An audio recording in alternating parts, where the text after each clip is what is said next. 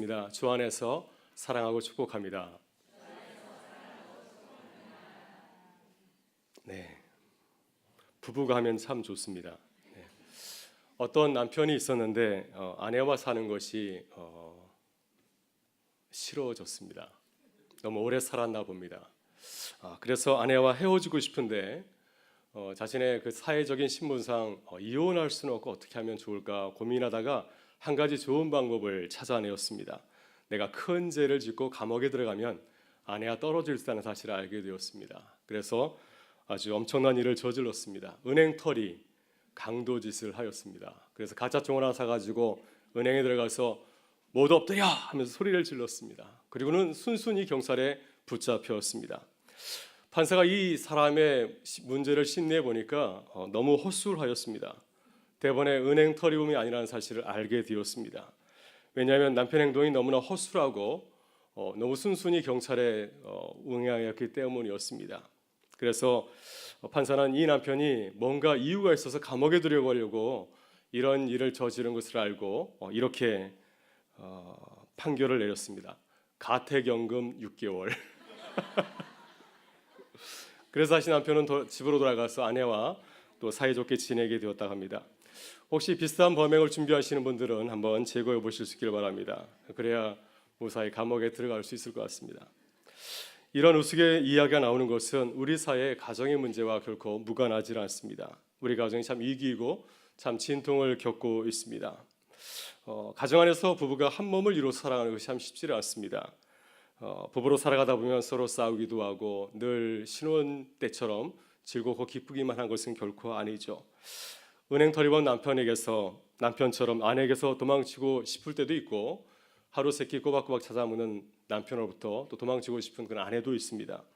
따라서 부부에게는 가택연금 6개월 이렇게 처분을 내린 판사와 같이 지혜가 필요하지 않나는 생각이 듭니다. 눈앞에 있는 문제만 바라보면서 쉽게 판단하는 것이 아니라 처음 참고 견디면서 무엇이 문제인가, 어떻게 우리 부부가 더 잘 살 수 있을까, 행복해질 수 있을까, 이렇게 찾아가는 지혜가 필요하지 않을까 싶습니다.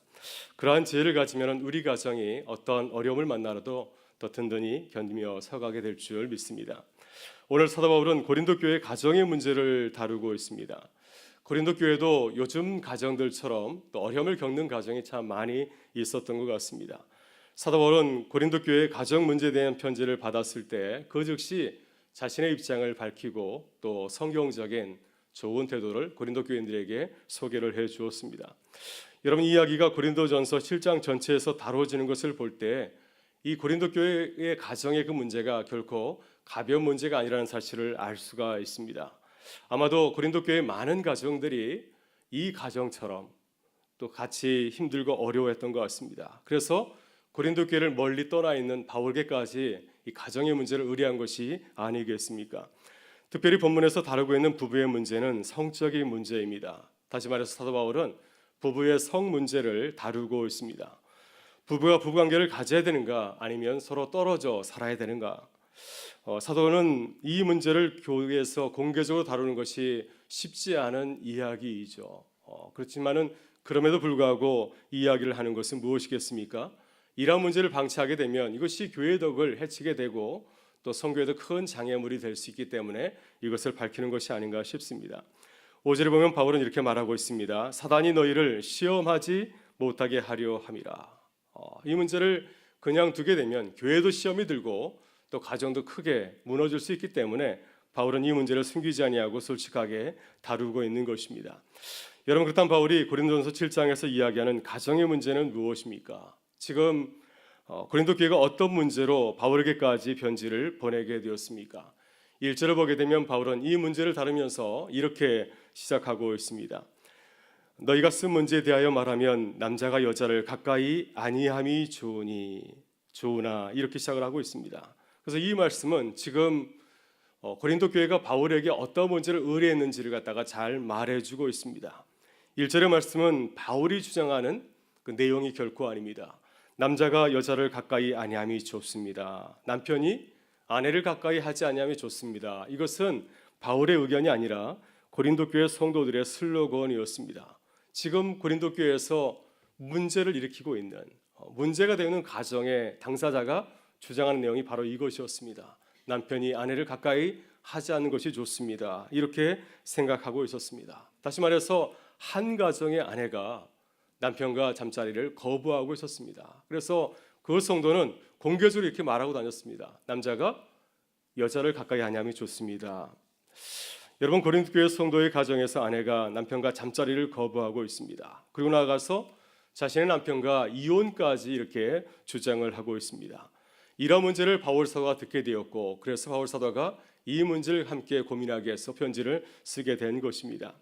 지금까지 많은 분들이 이 부분을 설교하면서 이 문제를 금욕적인 것으로 다루었습니다.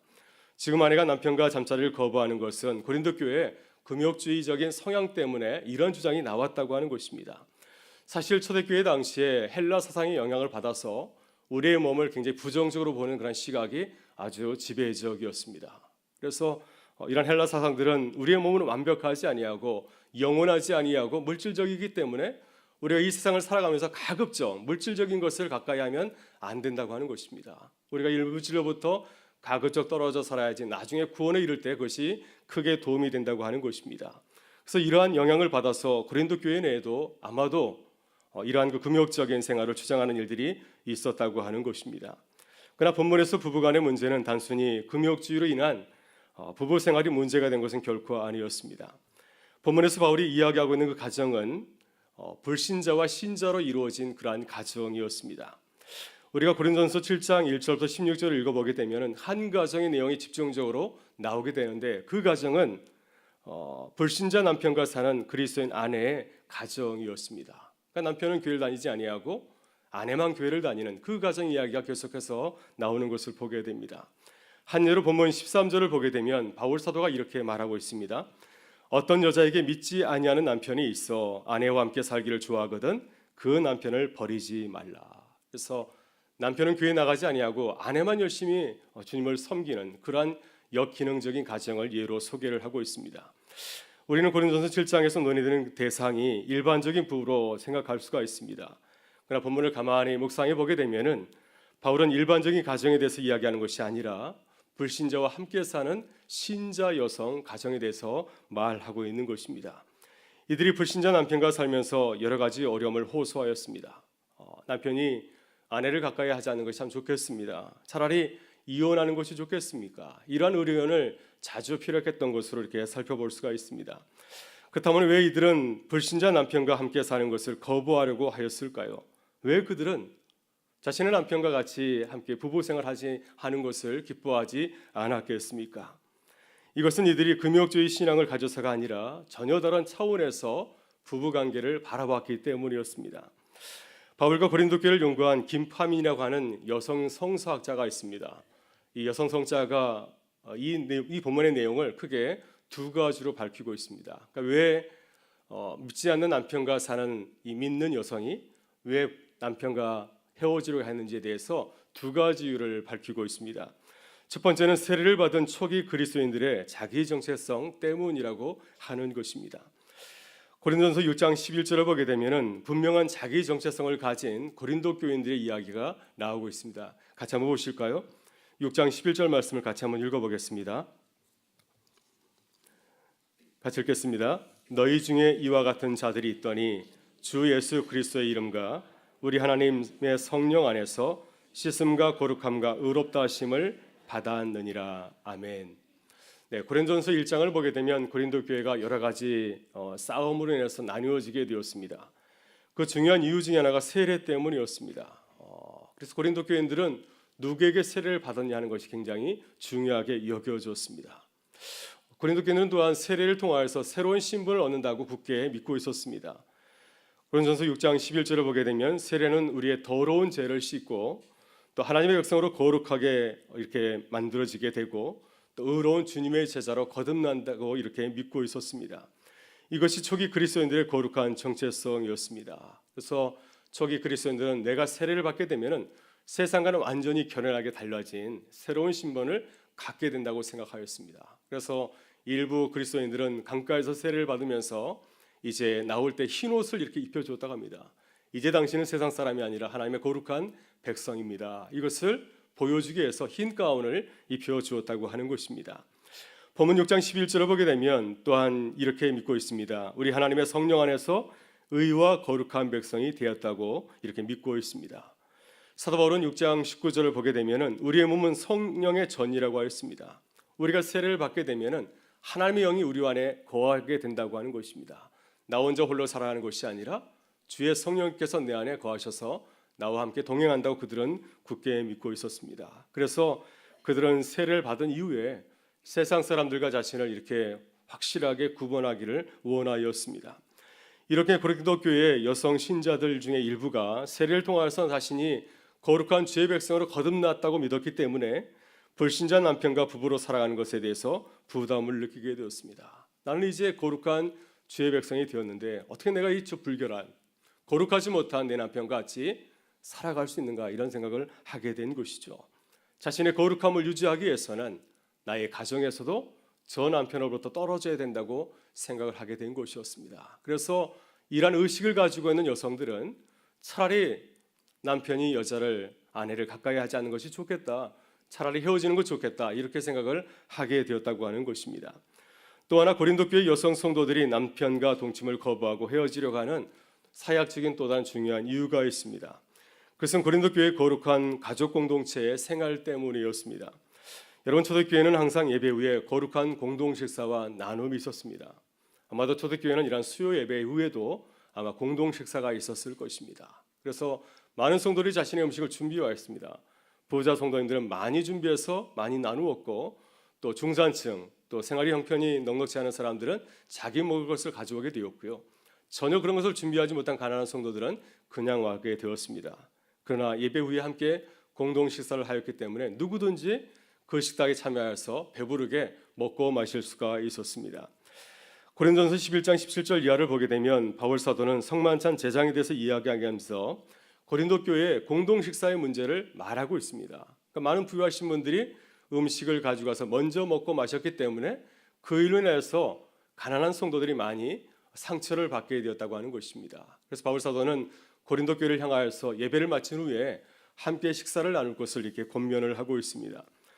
이렇게 고린도 교회는 거룩한 공동 식사를 잘 지키고 있었기 때문에 고린도 교회 여성 성도들이 남편과 헤어지더라도 얼마든지 그 공동체를 통하여서 공개를 받을 수가 있었습니다. 고대사에서 여성이 남성과 헤어지게 되면 가장 시급한 문제가 무엇이겠습니까? 신변의 보호의 문제도 있고, 또 한 가지는 경제적인 어려움을 겪게 되어 있습니다. 여성은 자유롭게 일할 수 없기 때문에 만약에 남편과 헤어지게 되면은 그 애인은 갑자기 급빈 상태로 떨어질 수 있는 그러한 환경에 처하게 되는 것이죠. 그런데 고린도 교회는 이러한 공동 식사 제도가 있었기 때문에 여성들이 남편과 헤어지더라도 얼마든지 교회에서 공개를 받을 수가 있었습니다. 다시 말해서 최소한의 생활을 할 수가 있었습니다.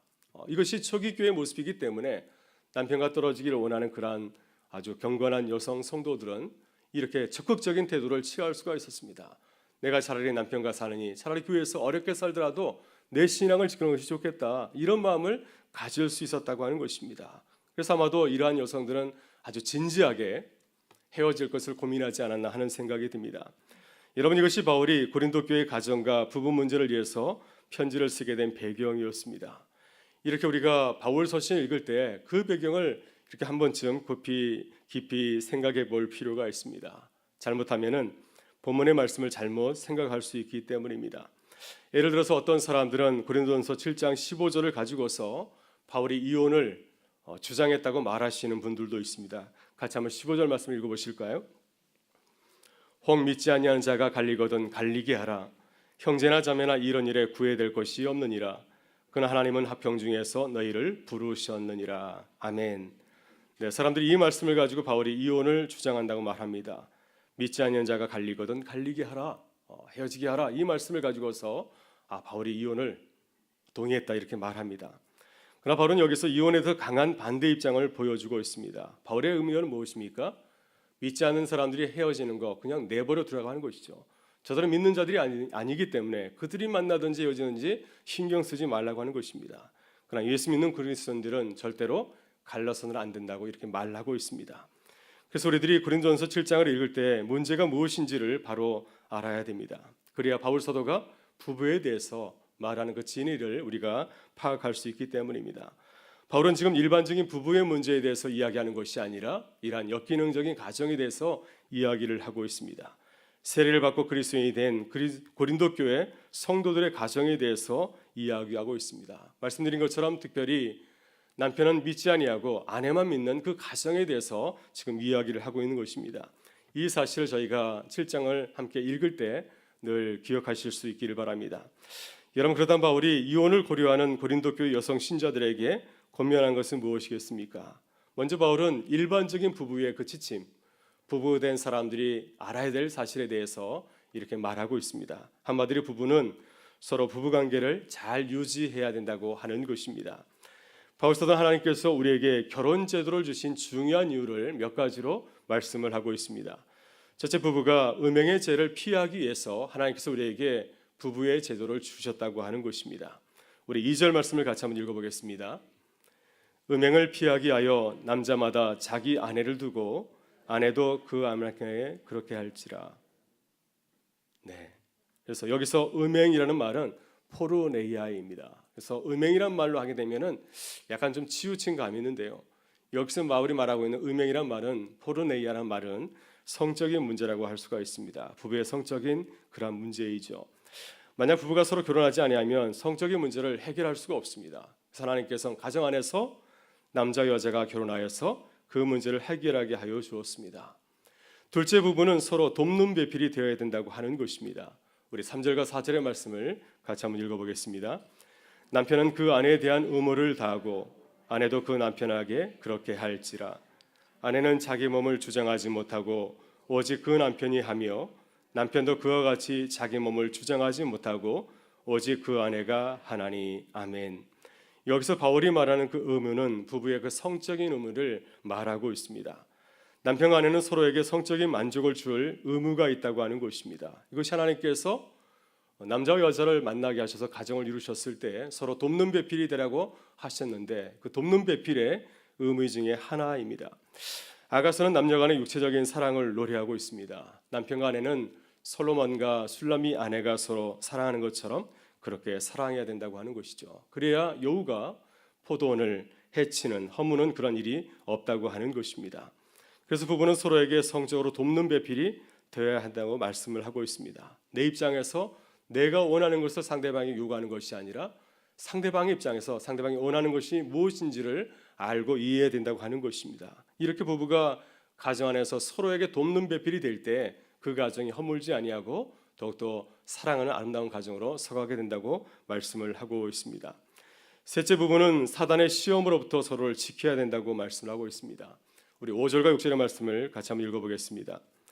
서로 분방하지 말라. 다만 기도할 틈을 얻기 위하여 합의상 얼마 동안은 하되 다시 합하라. 이는 너희가 절제 못함으로 말미암아 사단이 너희를 시험하지 못하게 하려 함이라. 그러나 내가 이 말을 함은 허락이요 명령은 아니니라. 아멘. 우리는 다윗이 성적인 시험을 받은 사건을 잘 알고 있습니다. 경건한 다윗이 이러한 시험에 넘어간 것은 틈을 보였기 때문이었습니다.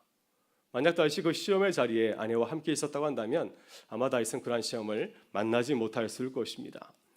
여러분, 가정이 많이 위험하고 또 가정이 위기입니다. 우리가 틈을 보이면 언제든지 가정이 사단의 시험을 받을 수 있기 때문입니다. 그래서 우리는 늘 깨어 있어야 됩니다. 부부가 깨어 있어야 된다는 말의 뜻이 무엇이겠습니까? 성경 열심히 보고 기도하라는 것일까요? 물론 그런 의미도 있지만은 부부가 깨어서 서로 사랑하는 것은 무엇이겠습니까? 깨어 있다고 하는 것은 부부가 서로 사랑하고 또 서로를 돌보는 일에 최선을 다해야 된다는 그 뜻을 담고 있습니다. 잠언 5장 15절부터 19절을 보게 되면 하나님께서는 이렇게 부부를 향해서 당부하고 있습니다. 제가 한번 읽어보겠습니다. 너는 내 우물에서 물을 마시며 내 샘에서 흐르는 물을 마시라. 어찌하여 내 샘물을 집 밖으로 넘치게 하며 내 도량물을 거리로 흘러가게 하겠느냐. 그 물이 내게만 있게 하고 타인과 더불어 그것을 나누지 말라. 내 샘으로 복되게 하라. 내가 젊어서 취한 아내를 즐거워하라. 그는 사랑스러운 암사슴 같고 아름다운 암노루 같으니 너는 그의 품을 항상 족하게 여기며 그의 사랑을 항상 연모하라. 참 너무너무 아름다운 은유로 부부의 사랑을 이렇게 노래하고 있습니다.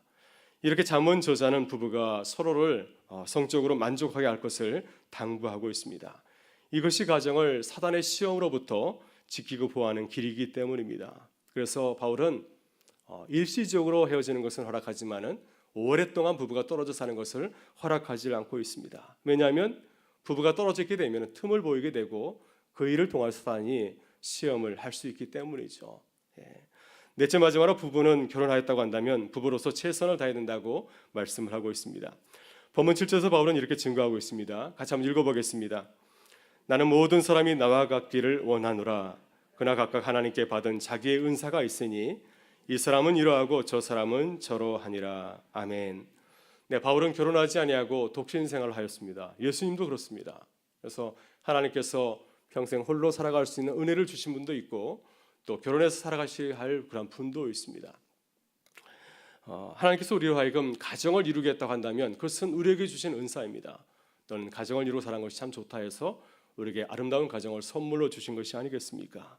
그렇다고 한다면 하나님께서 가정을 세우고 부부로 만나게 하신 그 뜻을 생각하면서 최선을 다해서 아름다운 그 부부로 또 가정으로 살아가라고 하는 것입니다. 여러분, 우리는 어떻게 부부 생활을 하고 있습니까? 부부로서 마땅히 해야 될 소명을 다하면서 이 땅을 살아가고 있습니까? 오늘 주님께서는 사순절을 보내는 우리에게 부부의 역할을 한 번쯤 돌아보라고 말씀하고 있습니다. 오늘 바울은 본문에서 불신자 남편과 동침하기를 거부하는 신자 아내를 향하여서 이렇게 당부합니다. 3절의 말씀입니다. 남편은 그 아내에 대한 의무를 다하고 아내도 그 남편에게 그렇게 할지라. 그래서 주님께서 주신 그 부부의 사명을 다할 것을 이렇게 고민하는 가정을 향하여서 말씀하고 있습니다. 여러분, 우리는 주를 믿는 그리스도인입니다. 오늘 주님이 우리에게 당부한 부부의 모습을 가슴에 새길 수 있기를 바랍니다. 그래서 아내를 기쁘게 하고 남편을 기쁘게 하는 부부로 살아가실 수 있기를 바랍니다. 이것이 우리 주님을 기쁘시게 하는 또 부부와 가정의 모습인 줄 믿습니다. 오늘 우리 함께 기도할 때 우리의 가정을 위해서도 기도하기를 원하고요. 우리 자녀들을 위해서, 우리 자녀들의 가정을 위해서 또 장차 우리 자녀들이 꾸리고 갈 그러한 가정을 위해서도 기도하는 시간이 될 수 있기를 바랍니다. 오늘 밤 우리들이 우리의 가정과 부부의 문제를 가지고 기도할 때 주의 성령께서 우리 가정 가운데 또 우리 부부 가운데 놀라운 은혜를 보여주시기를 간절히 축원합니다. 함께 기도하시겠습니다. 사랑과 은혜가 풍성하신 하나님, 오늘도 우리를 수요 저녁